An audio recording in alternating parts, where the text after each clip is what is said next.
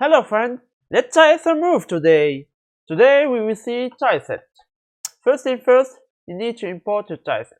After that, you need to go to the splash mode, select multiple. If you want to slice like a burger or a pizza your tiles, make sure that Sprite 2D and UI is selected and go to the Sprite editor. Either you can select automatic slicing or by cell size. For me it was 22 by 22. This is the size of each frame amount.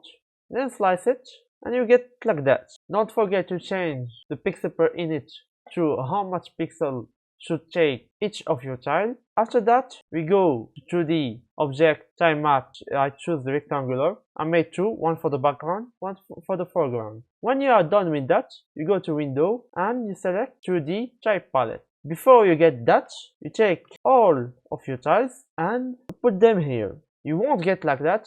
You get like that after editing. This tool you can press with the S key shortcut and go to edit mode. When you select one tile, you press M to move it.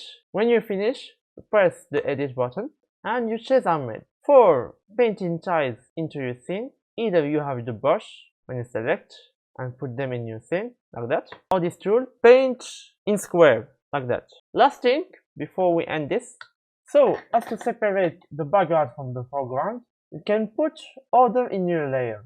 I want to put the foreground ahead, so I choose 1 and the background is 0.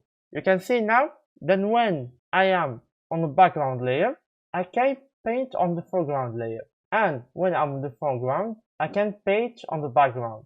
Like and subscribe if you find it useful. Tell me in the comments what do you wanna see next, and bye bye.